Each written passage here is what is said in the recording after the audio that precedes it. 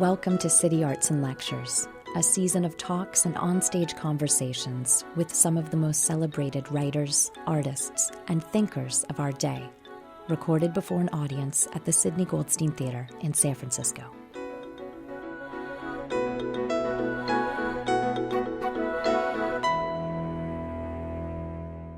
This week, our guests offer unique perspectives on life during a pandemic. Larry Brilliant is a renowned epidemiologist. His work with the World Health Organization helped to eradicate smallpox, giving him keen insight into the ways governments and healthcare professionals can tackle global disease. Jack Kornfield was one of the first people to introduce Buddhist mindfulness practices to the West over 40 years ago. On March 23, 2021, Larry Brilliant and Jack Kornfield joined us for a conversation about mindfulness and medicine. The two talked about our individual and collective responses to the pandemic, what it will take to move beyond this one, and how we might promote well-being in this uncertain time. Join us now for a conversation with Larry Brilliant and Jack Kornfield. Hi there and welcome. I'm Jack Kornfield and I'm here with my very dear friend, Dr. Larry Brilliant, and it's a pleasure to be with you tonight. And in the conversation, we don't know where we're going to go exactly. It's a surprise to us as well, but we want to talk about where we are at this moment in, being here now, as our dear friend Ramdas would say. We're also in the middle of a pandemic, in the middle of all kinds of other global changes, from climate change to the calls for racial and economic justice and all the things that we see in the news. And there's both the outer understandings that we need of how to navigate these times, and there's also the inner understandings of the heart. So welcome, thank you for joining us. And hi, Larry, glad to see you in this moment. Hi, Jack. It's wonderful to do this again with you. And hello to everybody listening in, watching. As Jack said, we love City Arts and Lectures, and it's a great privilege to be together with you, Jack, and share this moment. So we began to talk just a little bit prior to this and asking, well, what is it that we might say that would be helpful to people who listen? What might be, if I use that metaphor, what might be good medicine for people in this time, outer and inner? Or what do we want to communicate in some fashion? And I'll let you start if you have a thought of, or some words from where we are and what people, who are trying to live through this pandemic and through this wild time. Well, that there's that apocryphal story of the vizier who was supposedly the wise counselor to Kublai Khan, or one of the Khans, and Khan's was having a bad day, trouble, I guess, on the war front. And he summoned the vizier and he said to the vizier, "Give me something that will make me feel good." And the vizier said, "I'll be back in 2 days." And he left, and he came back 2 days later. He handed him a ring. And the Khan put the ring on, and he said, "Well, the ring's not making me feel any good, any better." And the vizier said, "Take it off and read what it says." And he took it off, and inside the ring it said, "This too shall pass." And then the vizier said, "That works a lot of the time. But there's sometimes you're not going to like that message, because you'll be in a moment when everything's going wonderful and beautiful. And you need to remember that then this too shall pass." I think this pandemic will pass. This moment in time will pass. And then we'll just be here like we were before. Will we be changed by it? This is something that I've noticed in myself. I feel myself both more isolated, as we all have been, sequestered, and yet in another wild way, changed both by feeling more connected with the world, because it's not just me, it's us, and it's not just, local, it's global. So there's that, the change. And also I realized that I actually have loved being quieter, even though I know it's hit people very differently and people have died. There's some part of me that, I don't want anyone more to be sick, but I'm not sure I want to see so many people and travel as much again. I want to actually, look, what have I learned from this to live in a wise way?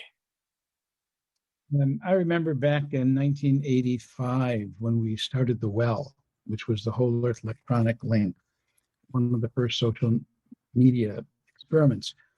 And what we loved about it was that it flattened the pyramid. You couldn't tell if the person you were talking to was in Chicago or next door to you or in Zimbabwe. And in those days, you couldn't tell the gender, you couldn't tell the race of the person because you're just typing it in with ASCII text. Zoom is a little different than that. We can actually see each other's face. But this does eliminate the disparity of travel. It is possible now to have a global gathering that's filled with people of every religion and every race from all over the world. And my friend Bill Fagey, who sort of the lion of global health, he said, global health will forever be changed for the better because of this moment, because it's too expensive to bring people from all over the world to come to a meeting, but their thoughts and their wisdom is as good as anybody else's. Now we have this, and we can have a meeting of the whole world in a small village. And I think that's going to be a great takeaway from this when we get through this to the other end. I think about it. I recently was given this passage that was one of the last speeches that Robert Kennedy gave before he was assassinated. And people were asking him about his economic plan and about, the American economy and gross national product. And he said, gross national product doesn't include the beauty of our poetry or the strength of our marriages, the intelligence of our public debate, or the integrity of our public officials. It allows neither for the justice in our courts nor for the justice of our dealings with one another. The gross national product measures neither our wit nor our courage, neither our wisdom nor our learning, neither our compassion nor our devotion to country. It measures everything, in short, except that which makes life worthwhile. And I think of it now because we've had to reassess what really does matter in this time. And part of it is, how do we care for each other? Because it's not about whether you wear a mask to protect yourself, but actually there is some gesture in which we're willing to care for each other in ways that we have needed to learn. No, that's so true. On a practical, scale, I remember a conversation with Larry Summers, who was Treasury Secretary, then became president of Harvard. And he was saying that economic theory can solve all the problems in the world. Macroeconomics can solve all the problems, he said, except for two. And I was there and I said, well, what are the two problems that macroeconomics cannot solve? And he said, market failures and externalities. Now, market failures are things like you can't get a vaccine because it isn't worth it for each individual person to pay the cost of making the vaccine, but it's really worth it for society as a whole. And externalities are when a company is burning oil in order to make a product, the global warming that they do is not on their balance sheet. So that's not taken into account in economics. So externalities and market failures are sort of the economic version of what you just said. It's the things that really matter: the safety of our schools, the beauty of our playgrounds, the freedom that kids have to play, the way that we can help each other in so many other ways that don't count on the balance sheet.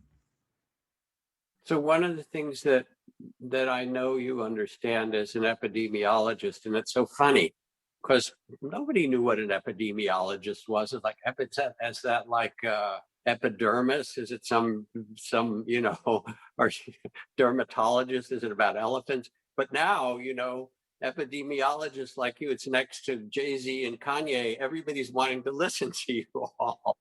Finally, you've got your place, and it's beautiful. But there's a kind of vision that you carry. And you carry it, maybe we'll talk about that, as a spiritual vision from back in the beginning of the smallpox campaign to eradicate smallpox.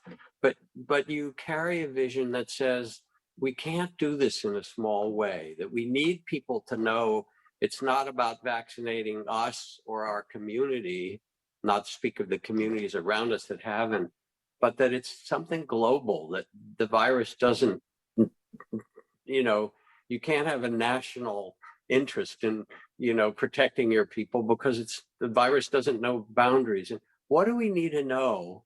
And what do we need to support to do this right? I think after the Second World War, when maybe our parents or grandparents, we saw the skeleton coming out of the ovens from the concentration camp, or the fire bombing over Dresden, or we saw the mushroom clouds over Hiroshima and Nagasaki. It seemed like all over the world, people said, enough of this rampant technology and warfare and hatred of each other. Enough. We've looked over the precipice. We don't want to do that again, never again. And we sort of all agreed, or our predecessors agreed, part of the United Nations was created here in San Francisco. And there was sort of an agreement that we'd all give up a little bit of our sovereignty as a country or as an individual. We created an alphabet soup of acronyms: the FAO, WHO, UNICEF, UNESCO, the UN Security Council, the World Bank. And those, every one of those required giving up a little bit of our sovereignty so that we could be all in it together. And in doing that, we made the world safe. And that structure lasted for 70 plus years. Perhaps now it's a little, as they say, long in the tooth. But we need to realize that when a pandemic comes, or when we're dealing with climate change, or we're looking at the horror of nuclear weapons, we can't solve those problems at a national level. Whatever your politics are, how much of Ayn Rand you like or don't like, that doesn't work when you're dealing on a global level with pretty much existential threats sometimes. And I hope that one of the things that we carry away is that in a pandemic, as in so many of these other existential threats, it's not 60s kumbaya, but we really are all in it together. And Jack, I would say, never in my lifetime have we been at a moment in time where being the most selfish person you could possibly be and being the most altruistic person that you could possibly be would require you to do exactly the same thing, which is to get vaccination for the poorest, the most vulnerable, the least powerful person in the world, as much as for yourself. So we need to vaccinate the whole planet, basically, or we're not going to get through this pandemic in a way that we're safe. Well, that's one of the theories. That's the herd immunity theory. We'll never get to herd immunity. It's an aspirational goal, but it's good to find ways to protect your brothers and your sisters all over the world, and vaccine is one of those ways. But there are other things that we know we can do. Vietnam, South Korea, Taiwan, New Zealand, Iceland, they all were able to keep their countries free of COVID for months at a time before there was a vaccine. It took just wearing a mask, social distancing, practicing good behavior, and then finding everyone who'd been exposed and stopping the virus when it got started. We can do that again. If we don't vaccinate everybody, we'll vaccinate enough people to slow down the virus. And then we have to do these other things. But this pandemic will end. It may dribble out for many years, and it may hit especially those countries that are the poorest and can't afford the vaccine. We need to be aware of that. And right now, that idea of being selfish and being altruistic being the same thing, we have to share the vaccine that we have with everybody else. The United States has purchased 5 times as much vaccine as we need. We need to start sharing and not hoarding. This is going to be a test of our politics as well as of our love. A test of our love. And, I think about it, I listen to you, and, it really touches my heart, because in some way we might have the ideals of being generous or connected with brothers and sisters, but now it's playing out in real time. And this is the outer reality that we can stand up for and say, yes, we stand for the children in the poorest country in the world, as we do for the children in, you know, our own neighborhood. And I'm well aware, like you, that there is this kind of connection. It's been so for your whole life, of the inner and the outer, that no amount of technology, of vaccines and nanotechnology and biotech and space technology and, you know, computers and AI is going to stop continuing warfare and stop climate disruption and stop continuing racism and tribalism, because all those are rooted in the human heart and in the misperception that somehow we're separate, that we're not connected with one another. In other words, they're really rooted in a distortion of our love. And so what's needed in this time is both that outer tending, but also we have to somehow take a breath and stop and remember who we are. That in the end, what really matters to us, there aren't many questions. Did I love well? Have I, you know, brought my gifts as best I can and my care to this life and this world? And you know, when I think back, you know, you were drafted, so to speak, by your guru into the extraordinary campaign to end smallpox, which was one of the worst scourges and worst diseases in all of human history. And I don't know if you would say anything about that, the kind of the spirit that needs to be brought into this work of transforming ourselves in the world. Well, I say something about it for two reasons. One is that when I tell you how bad smallpox was and that it doesn't exist anymore, I hope that will lift your spirits and make you realize that human beings, when we gather our wits about ourselves, can do extraordinary things. And the other is because for me, it brought together the inner and the outer life. It brought together my spiritual life with my role now as an epidemiologist. So you and I were traveling in Asia around the same time. It was the career path of the 60s and the 70s. That's it. We would go and find great masters, and you found great masters in Thailand, and I found great masters in India. We all know it's all the same thing, Sabek. But my wife Girij and I were in an ashram. Think of it as a monastery in the Himalayas. And we were meditating and reading the Bhagavad Gita and the Quran and the Dhammapada and the Torah and the Old Testament, the New Testament, you know, all the different holy books, even the I Ching, and meditating. And one day, almost what seemed like out of the blue to me, my guru Neem Karoli Baba started throwing apples at me and yelling at me. And he said, "You have to leave the ashram now." Dr. America, that was the name he gave me. Yes, that's right.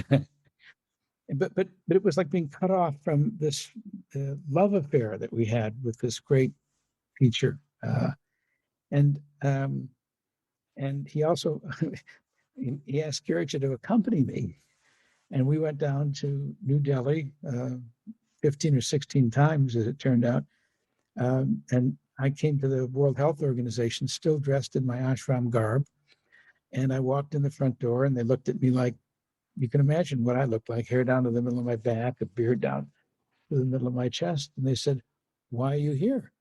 I said, "I'm here to come work for the World Health Organization. My guru, who lives in the Himalayas, said smallpox is going to be eradicated. This is God's gift to humanity. This is true." Of course, they kicked me out. I kept on coming back and cutting my beard shorter and shorter. And eventually, I got to work for the World Health Organization. And over a period of almost 10 years, I saw the last case of smallpox. You have to know that smallpox killed somewhere between 300 million and 500 million, almost 500 million people in the 20th century. And I got to see the last little girl in the world who had variola major, the killer smallpox, in Bola Island in Bangladesh.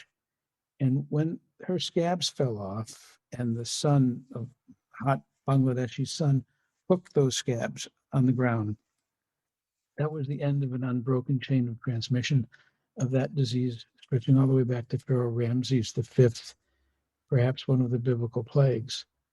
And what Maharaji said was to me, he said in Ahari, kind of Hindi, he said, this is God's gift to humanity, to lift this one form of suffering from the backs of people.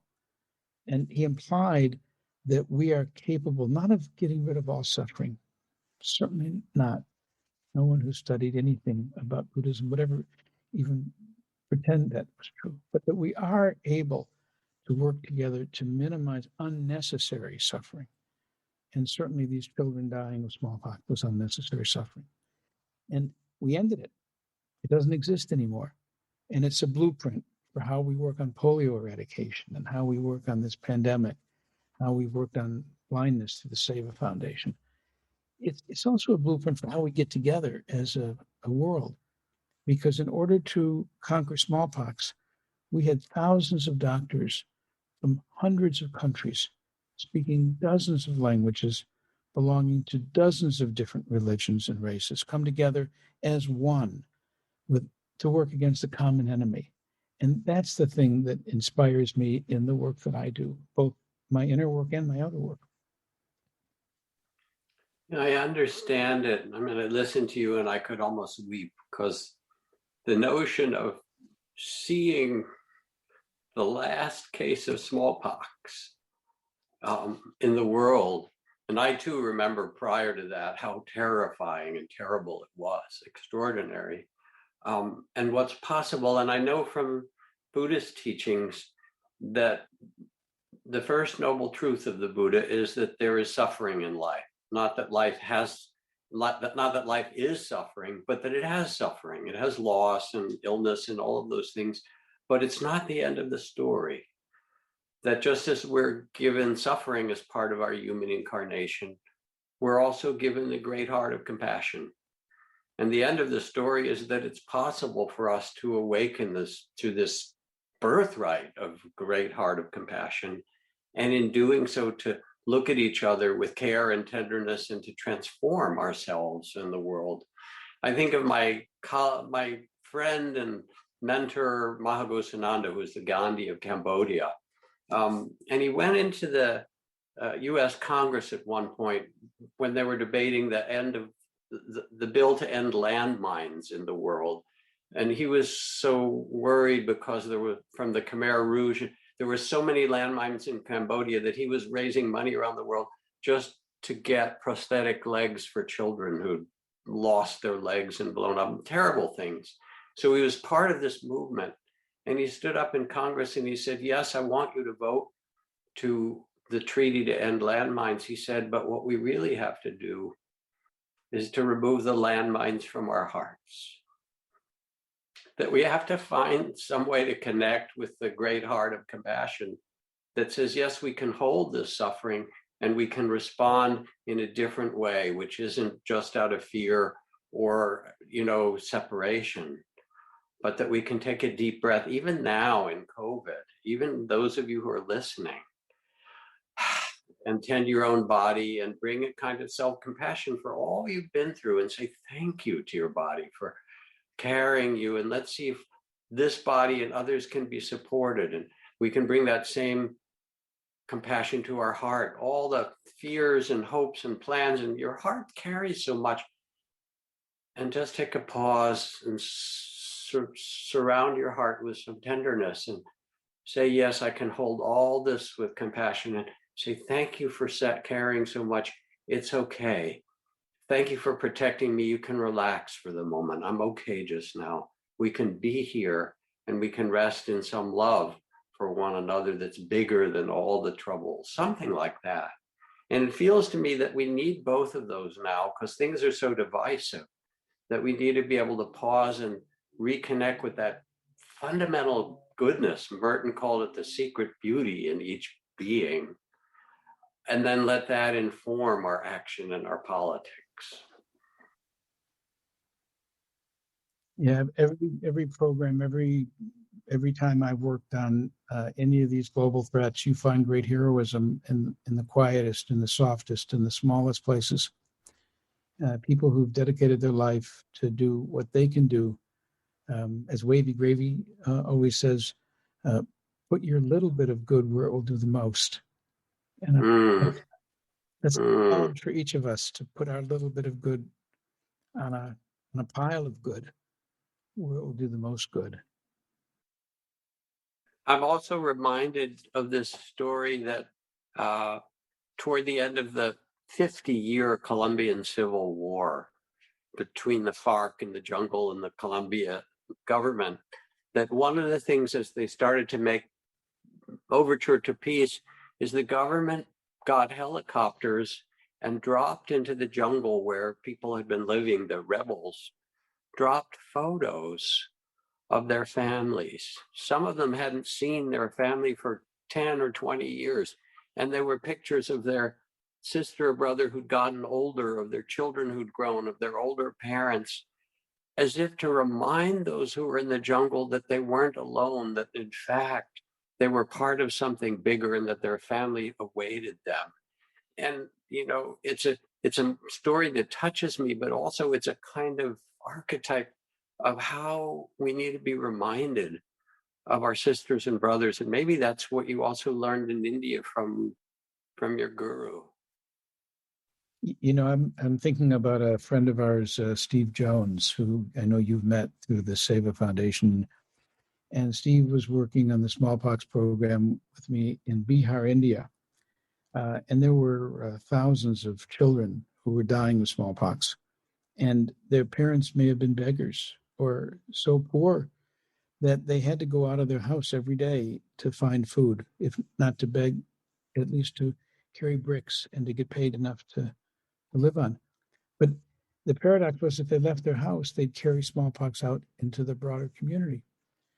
So Steve started with his own money buying lunch and food and dinner for everybody, giving food to all the beggars, because this was part of stopping the disease by feeding people and loving them, which is what Maharaji told us. Love everybody and feed them. And that's exactly what he was doing. And he was doing the most noble of things. And then came the time he had to turn in his expense account. And he had to write on his expense account what he had done to work to stop smallpox. And he wrote on it, food for beggars. And he gave it to me, and I had to sign off on it. And I okayed it. And then I was summoned to the Director General's office. You've approved food for beggars? WHO doesn't buy food for people in a nation state. We don't buy food. But you know, the new stimulus package that has just been approved has food for people who are caught in the vice of trying to decide as essential workers, will they go out today and work if they're feeling like maybe they're coming down with something, or will they stay home and isolate themselves? What Steve Jones did that was so rare and seemed like an outlier is today what our policy is, that the government will provide food and housing for people who need to isolate themselves so they'll never be torn between, I don't want to bring this disease home to my children. I can be now isolated in another place. I just think that's a miracle that compassion in action, maybe. Mm. Well, it reminds me of one of the most important and moving periods of my life when I lived as a mendicant, as a Buddhist monk, and we would go out at dawn with our alms bowl. And I was in an area in the Mekong River Valley that was still very poor on the border of Laos and Thailand in the 1960s and early 70s. And we would walk those little dikes in the rice paddies as the sun would come up. And there would be these villagers, and they would wait for us. And they were really poor, but they would wait and they would put rice or the curry that they'd made that morning, whatever, into our bowls. And I thought, who am I to take this food? I could write home to my mother, who was sort of middle class, and say, I'm in trouble. Can you send me $1,000 or whatever? And she could do it. And for them, $150 was their annual income. How could I accept this food? And you don't say thank you. You can't, you do it silently. But then I realized that they wanted to give this because we represented, they saw the orange robes in the temple. We represented something that they so valued, even more than food. We represented the spirit that animated everything, that there was a possibility of compassion and love for everyone and of awakening. And we will give of the little food we have because you mean something that nourishes our heart as much as our food. And that's what it sounds like, Steve Jones did. He combined the food and the love, like your guru instructed. So what did the what did they say at the UN? Did they accept that, food for the beggars? Well, the regional director was from Sri Lanka, and he was a very tall man, maybe 6'7" or something like that. And he was a very imperious kind of leader. He had a red pen. He was the only person in WHO permitted to use a red pen. So, of course, if there was any paper that had a red pen mark on it, you knew it came from the regional director. And he wrote many times, he said that he was going to kick me out of India because of things that I had done. And this was one of them that he wrote with his red pen. But after a while, when we talked about what the alternative was, just as we think about it now, if you have to go out every day and earn your living, and you're exposed to a communicable disease, what do? Do you stop going out and earning food? Do you go home and spread it to your children? It's Sophie's choice. It's an impossible choice. And so that's when we have to step in, neighbors, friends, government, all, and help and make that choice, make it possible to do both and instead of one or the other. I think that's what Steve saw. And because he's such a good, wonderful person, he saw it sooner than the rest of us did. So here we are, some of us still sequestered, some vaccinated, some not. What can we do? I'm thinking of all of those who are listening, and many with really tender hearts, also saying, what do I do? How do I help? How do I respond? And I have some thoughts inwardly, but I'd like to hear from you first. Well, we have to lay on over that, the divisiveness that we've been through, not just over the past 4 years, but through the past decades. For some of us, being isolated is being in a leafy suburb where we have a computer and we can be on Zoom, we can do our work and hardly notice. Our income doesn't falter. We still feel like we have something to do and make a contribution. But for the vast majority, that's not true. And this has been devastating. It's been economically devastating. 1 out of 3 Americans knows someone in their family or a friend who has died or been on a ventilator. We've passed over 550,000 deaths. We will certainly crest 600, 700, maybe 1 million. Worldwide, we will crest 5, maybe 10 million people who've died. Each of those have families. First thing we have to realize is that if we've been fortunate enough that we haven't had that rough time, we should look at everybody and remember what's attributed to Goethe. Although I once did a little research, maybe this wasn't really something Goethe said, but I'd like to believe it was Goethe. He said, be kind to everybody that you meet, because each in their own way is fighting a great and a noble battle. You may not know what is their battle, just as they may not know what yours are, but they are equal of importance, each to the other. And I think that that's lesson number 1. We really are all in it together. That's not, as I said earlier, it's not corny or kumbaya or 60s. We're really all in it together. Some of us have had an easier path of it. A high percentage of us have PTSD, depression, feelings of worthlessness, fear. Be kind to everybody that you meet, because each is fighting a great and a noble battle. And the moment you believe that, then I think what you do in this pandemic will help everybody.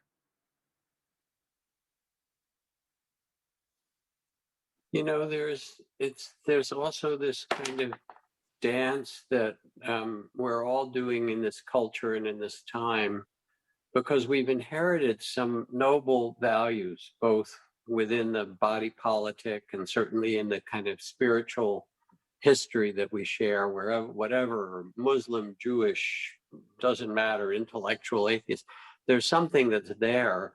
And I think about my great grandparents and my grandparents, who I knew well. I knew my great grandparents who came over in ships in the 1890s from Ukraine and Turkey and Russia, fleeing pogroms, they lived in these places where the Cossacks or the whoever it was would come through and round up all the Jews and beat them or shoot them or kill them or whatever. So, they were teenagers, 17, 18, they'd walk, take the last money they had and get a boat and come to the US, leave everything behind. And my grandparents told me that at their wedding, my grandfather, after the First World War, where he came back to fight in the trenches in France, then he got married in 1918. And at that wedding, part of the ceremony was everyone stood up and sang the Star-Spangled Banner. And now, of course, there's people kneeling and there's the history of the Star-Spangled Banner.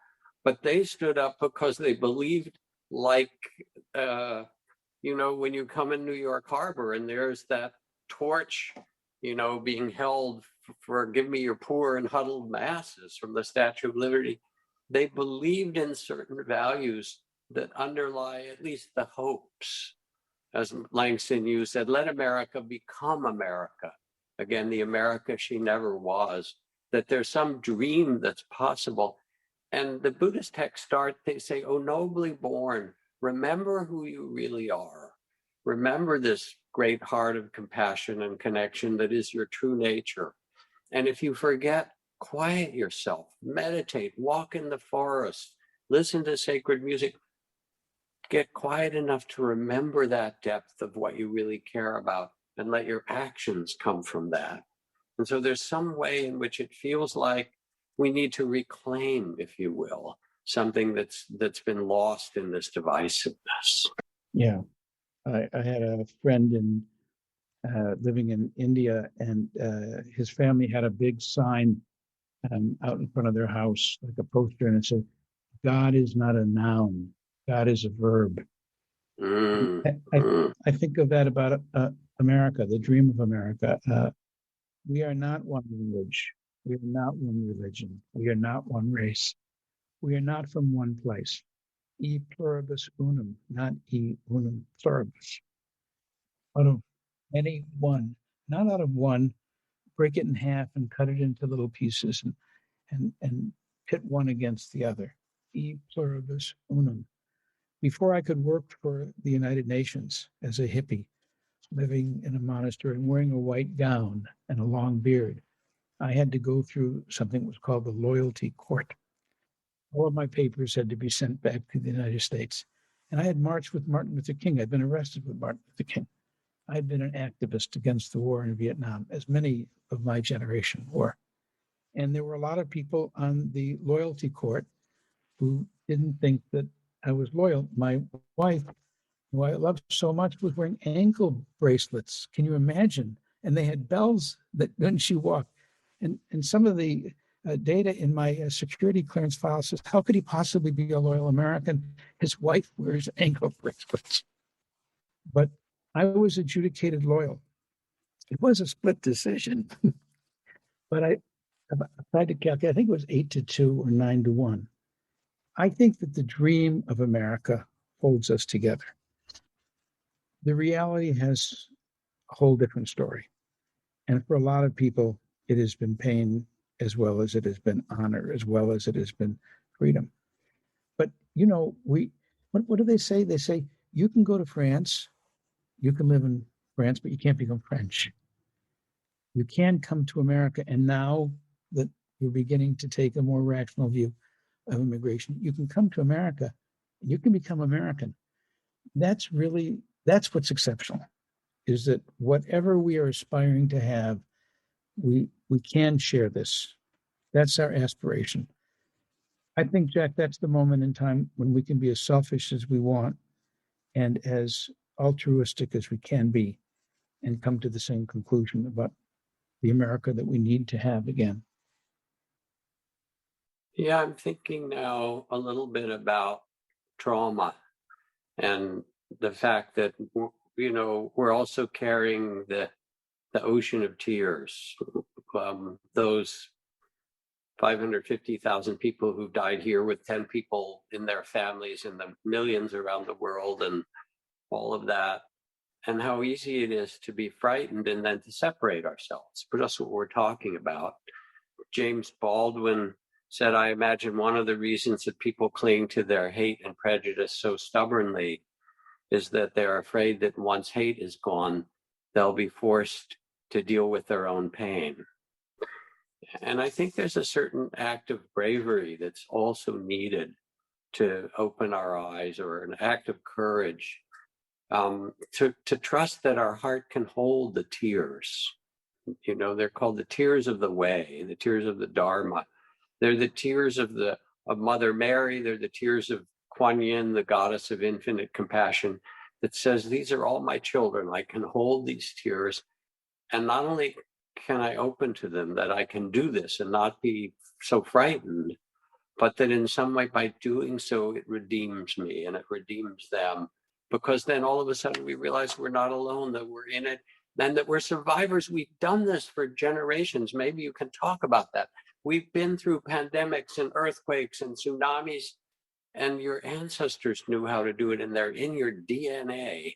And let us find that that's possible, that we, instead of separation and fear, to quiet ourselves, to listen deeply, ask, well, what matters? What's my deepest intention? And then find in that somehow that what matters is that kind of love. What have you seen? Well, you and I are old enough that we knew America when words like yoga and dharma were not everyday words. Yes. And the word yoga doesn't mean how to get to thin thighs by doing exercises in a hot room or a cold room, for that matter. Yoga means something like e pluribus unum.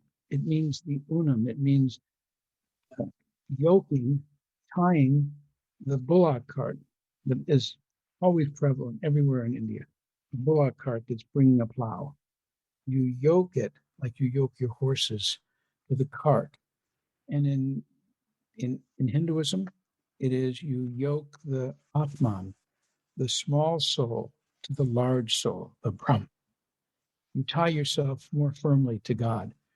And you can tie yourself to God in so many different ways, through love, bhakti yoga, through knowledge, jnana yoga, through the king's way, raja yoga, ashtanga yoga, the eight-limbed yoga.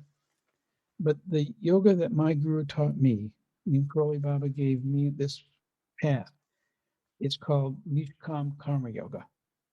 And it for folks who are Jewish and are familiar with the term Tikkun Olam, I think that's a different translation of Nishkam Karma Yoga.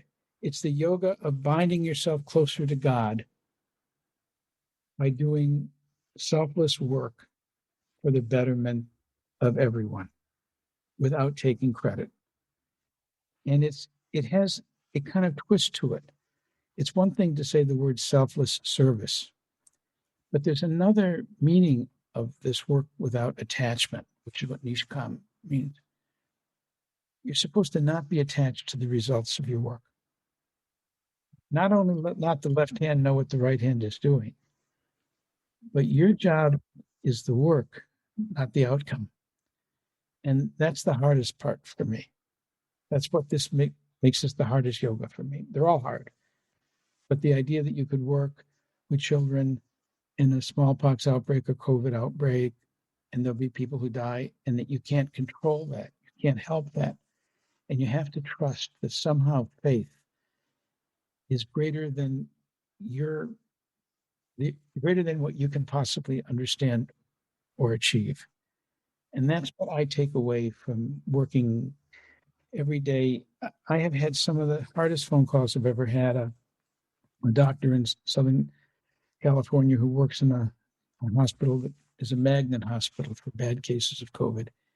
He had 80 patients in a row in the intensive care unit, and all of them died. I get calls in northern Italy when the disease first went there from the parents and families of the 500 doctors who died from COVID. It's a hard time, and we need to appreciate that for other people, maybe not for you and me, this has been a terrifying time, a frightening time. But it is still our job to kunolam, to heal the broken world, to stop the pandemic, to stop the hatred, the divisiveness, to bring the world back together, to make America what we aspire and dream it to be, and to make the world, the globe, work together better. We can't continue to have these centrifugal forces pulling us apart. We have to, each of us in our own way, do everything we possibly can to make the world safe and free and just for all of us. That's our assignment.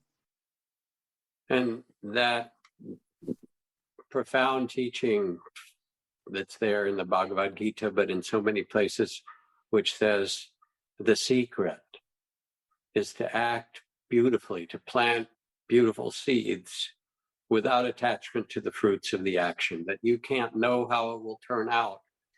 But if you plant beautiful seeds, you can trust in the long run that something good will come. I think it was Thoreau who said, I don't believe that anything good will grow if there isn't a seed, but convince me you have a seed there, and I'm prepared to expect miracles. And somehow it feels like even in this hard time, maybe all the more so, we also need to find some deeper well of trust that what's given to us is to act as beautifully as we can. And yes, people will get sick, some will die, there will be loss. Pablo Neruda, the great poet, said, you can pick all the flowers, but you can't stop the spring. And now we are one of the first days of spring. And somehow, we get to plant the seeds, whether we see them bloom right away or not. Our gift is to plant and water what's beautiful with the best intention, and to trust somehow. And I want those who are listening to pause and take a breath and feel the renewal that life wants. It's always renewing itself, even after death or pandemic or disasters. There's something else that wants to come new. And that's what's asked of us. And maybe we can make it a little better and a little more connected and a little more beautiful out of it. And I mean, one of the things the images that I hold, when that great hurricane hit Texas, and there was all those floods in Houston, and so many people were up on the roofs of their houses and their dogs. And then the Cajun Navy came. This is Mr. Rogers' mother saying to him, don't look at the disaster, look at the helpers. And you started to see, cars and Jeeps towing airboats and boats from Louisiana and Alabama and so forth. And all these people came and they said, we're going to help. We're going to get these people off the roofs. We're going to bring them somewhere. And there's something that the difficulty also brings out of our hearts. And we need to align ourselves with that sense of trust and renewal as much as anything. I'm in Mill Valley, and 8 o'clock in Mill Valley was howling time. We howled every day to say thank you to the first responders who put their life on the line. I think we did it because we probably couldn't sing as well as they did in Italy, when from the rooftops they sang to celebrate all of the first responders, the gratitude that went around the world. Let's not forget that. If the case count goes down and if it stays down, let's not forget the first responders, the doctors, the lawyers, sanitation workers, the people who kept it all going while we stayed home. We were isolated. People who survived because of those people. Let's not, if we get back to normal, let's not get back to normal and seeing invisible people again. Yeah, let's not be normal. Let's be better. What is it, Garrison? Keeler's phrase, all the children were above average. I think we can do better now. That in some way the pandemic calls for us to become what we can in a noble way.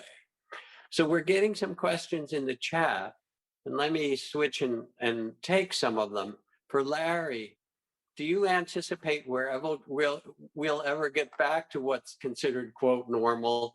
And if so, how long do you think it's going to take? I I think know Jack I've never been said it. normal myself, but see what you can do. When I worked in Bangladesh, we didn't have any other kind of communication, so we just had walkie-talkie. So we did code talk. We would say a word that represented a letter, and the word that most often we were saying was Whiskey Echo India Roger Delta, which is weird. This is weird. I think we're all in our own unique way weird. Whiskey Echo India Roger Delta. No, we don't want to get back to normal. That's what Jack was saying. And Jack you have this wonderful way of catching the moment and illuminating it and filling it. We don't want to get back to normal. We want to get back to what we aspire to. And every pandemic in history has changed the world. It's changed languages. It's changed countries. Some people say there wouldn't be a Canada if there hadn't been vaccination against smallpox. There was a smallpox outbreak. And the American soldiers were not vaccinated. The French soldiers in Quebec and Montreal were vaccinated. Therefore, there's a border. But rivers and pandemics together rewrite history and give us a fresh slate in some ways. We can do so much better now. We've learned to do with less. We've learned to feel more longing for each other. Let's not get back to the normal when those things were not part of our vocabulary in our life.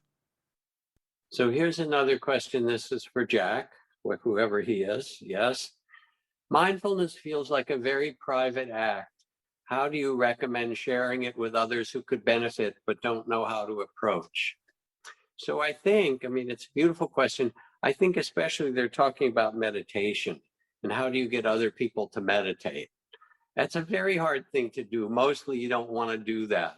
I think the best way you do it is that it's contagious. If you meditate and you get yourself a little bit quiet and a little kinder, and they say, hey, you seem a little bit better these days. What's happening? Maybe it will rub off. But there's something else important in this question in addition to that. And that is that the word mindfulness in Sanskrit or Pali, the ancient language, has two parts, sati and sampajanya. It means mindful presence and mindful response. And we tend to think of it as passive, but in fact, it's described in Zen this way. They say in Zen, there are only two things. You sit and you sweep the garden, and it doesn't matter how big the garden is. That is, you find a way to quiet yourself and tend the heart and quiet the mind and come to a place of some well-being, some love, some great compassion in yourself. And then you get up to the garden of the world, and the second half of it is mindful response. Then if someone's hungry, you feed them. And if someone's cold, you give them a blanket. And, if the neighbors are in trouble, they're your family. And mindfulness has both of these. Our friend Ramdas called it mindful, loving awareness. It's the awareness that's permeated by love. So here's a question for you, Larry. I'm in Mexico. Despite the lack of available vaccines, people in general are generous with one another. I'm struck by the contrast, people in the US hoarding supplies. How do we promote generosity? Well, I think if we all meditate a little bit more, that will promote generosity. If we all open ourselves up to people of faith and live in a world that's filled with faith, that'll promote generosity. One of the things I love to do in the middle of this pandemic isn't talking to the scientists and all the other media stuff. It's speaking at Grace Cathedral or with the rabbis or speaking in Sufi communities, wherever I can, because that feeds me to remember that in a community of faith in the middle of a pandemic, it's still a safe place. It's still a place where people will help you and support you. I can't speak to the difference between American generosity and other countries. I think we're superficially very generous in the United States. After the tsunami, Americans gave more money than the rest of the world together. But I'm not so sure that that's the kind of generosity that the questioner is speaking about. Certainly, I've seen phenomenal acts of generosity in this pandemic. All of us have. We just need to keep those in our hearts and in our head. I think there's also something really important about joy. There's this beautiful book, the Book of Joy, that's a conversation between Archbishop Tutu and the Dalai Lama, both of whom have amazing laughs, and they were brought together for a week for his 80th birthday. And they were asked, how can you be joyful after apartheid and you see so many people killed? Or the Dalai Lama, you've lost the freedom of the people of Tibet on your watch, and the monasteries destroyed, and how can you laugh? And the Dalai Lama said something, they're holding hands and teasing each other, and he said, they've taken so much. They've, taken the right of our people to say their prayers. They've burned our sacred texts. They've taken so much of our culture. Why should I let them take my happiness? That joy becomes the instructions from the Buddha. He says, live in joy and love even among those who hate. Hatred never ends by hatred. Live in joy and health even when those around are afflicted. Live in joy and peace even among the troubled. Become that. Look within, quiet the mind, tend the heart, free from fears and grasping. Know the sweet joy of living in this mysterious world in this way. And it is so mysterious. And that's the thing we have as a human being. With all we've lived through, we have the possibility to choose our spirit, no matter what that circumstance. There's, Nelson Mandela walking out of 27 years in Robben Island prison with so much magnanimity and graciousness that he changed the consciousness of Africa and the world. And we have that in each of us. So I was at the airport some years ago, 4 years ago, as a matter of fact, after that first presidential edict to prevent people from the majority Muslim countries from coming in. And so I was part of the demonstration. And my daughter, who is a lawyer trained at Berkeley and kind of doing human rights law and law for people whose lives are in danger, she and a group of hotshot young lawyers came down and they set out a thing. Anybody who needs help, who's an immigrant, so forth. So there was 2,000 people in the San Francisco airport protesting. And at our gate, there were like 400 or 500 people. Okay. And everybody had their signs and chanting, no ban, no fear, refugees, welcome here. It was the usual thing with the signs and the, protests, it's kind of an old form. I'm not sure it's really all that good anymore, although I still go out on the streets often. But in the middle of our group, there was a New Orleans jazz band. They found their way in the middle and set up, and we were chanting, no ban, no fear. And then the drummer lays a little, beat underneath it, and the trumpet comes in and plays a melody and the sax. And pretty soon there's this whole no ban, no fear, refugees welcome here. And everybody's singing and dancing. And the cops who were there and the guards, they're all smiling. We were there. We were not going away. But we did it with art and with love. And all of a sudden, instead of it becoming a protest, it became an expression of joy to say, we are in this and we're with you and come and join us, because that's really what we want. It's not like you should join us, but let's do it in joy. If you can't do it in joy, it's not the right party. And so here's the question for you, Larry, that comes in the chat. Will we get back to a time when we can be in the same space with others, dancing and sweating and breathing with each other? And when? Yes. Now the second half is harder. The when part is harder. I mean, we will go through a process where we will have islands. We'll have bubbles. The NBA bubble, the Seattle Seahawks. I know we're from San Francisco. We're not supposed to like the Seattle Seahawks, but I love the bubble that they kept their team safe from COVID, more so than anybody else, because they were careful. There are places that have bubbles, and those bubbles will get larger. Right now, it's islands, it's Taiwan, it's Iceland, it's New Zealand, and these are 3 islands that are run by women. And that's the bubble of safety that we've seen in this pandemic. And then those bubbles will get a little bigger. Maybe it will include Vietnam and Cambodia and Thailand, because they're all doing a great job in dealing with this pandemic. Maybe there'll be a San Francisco bubble, as there has been, because the Bay Area has done a really good job. Maybe that bubble will increase and it will include 2/3 of California. And over the next few months, you'll see these bubbles get larger. And in each one of the bubbles, those who've been vaccinated will be able to dance and hug and sing. And let's hope that that bubble can get bigger. I don't know if we'll ever get Texas in that bubble, but we damn sure have got to try. But we will find a way to get through this. It will take longer than you think. We will not reach herd immunity. We will find other ways of doing it. But there have been hundreds of pandemics in recent history. They always end. This too will pass, just like the vizier's ring. This too shall pass. And those bubbles will get bigger, and we will be able again to dance and sing. But each of us can help get there. We can do our part when it's the right time to wear masks, to socially distance, to get vaccinated, to help others who need help getting vaccinated, to help others to be reminded of how best to behave at this time. Because the virus doesn't know anything about us.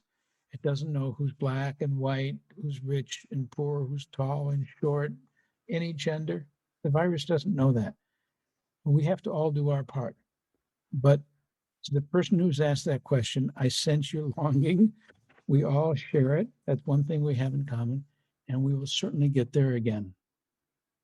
So one more little thing I want to say as we start to kind of wind down. There's a professor at MIT named Francis Lam. You might know him, and he works in part at the MIT Visionary Agricultural Lab, trying to figure out how to grow genetically and otherwise more fruitful crops to feed the world, to tend, and so forth. Anyway, his graduate students at some point came and said, "Hey, we heard that plants grow better if they hear music. Can we play some music for our plants?" And he, being a scientist like you, Larry, said, "Well, you could play music, but we need to do science with it. How about this?" He said, "We'll separate our plants in three batches. One batch will be no music at all. It's just going to sit there." He said, "One batch, what do you want to play?" They said, "Oh, let's play Mozart." "All right, we'll play Mozart." Third batch of plants, he said, "Play Tupac, and let's see how they do." So there they are, the plants, and it's like 3 or 4 weeks, these little sprouts growing up, and they're taking their notes as good graduate students must do. And guess what? At the end, it turns out that the plants that did best were Tupac's plants. Right. And the reason, very simple, is that the beat from that rap, the beat from Tupac, pushed those plants and moved them around, and they grew stronger roots and stronger stems. It's like in Arizona when those people went into the dome for a year to model what it would be like on Mars, and they put some trees in there. And by the end of the year, the trees were all like drooping because there was no wind to move them.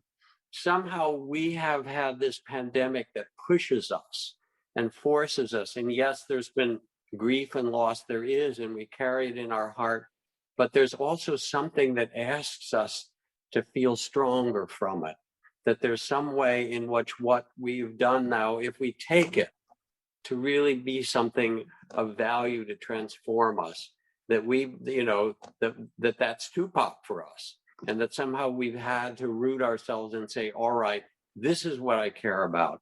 This is how I take care of myself. These are the lessons I've learned from this, and I won't forget.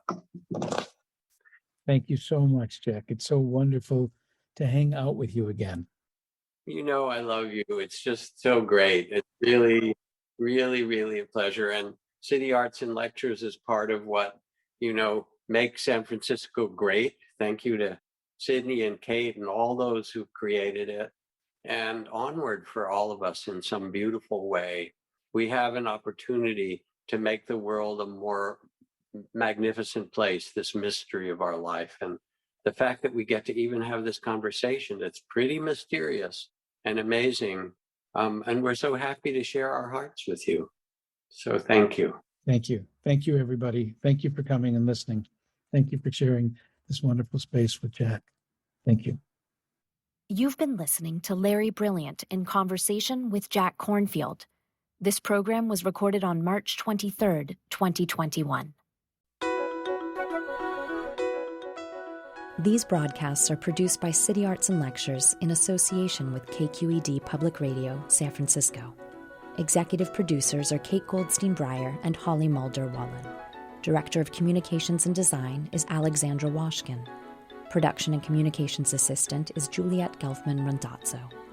The Post-Production Director is Nina Thorson. The Sidney Goldstein Theater Technical Director, Steve Eckerd. House Manager, Lucy Faulkner. The Recording Engineer is Jim Bennett. Theme music composed and performed by Pat Gleason.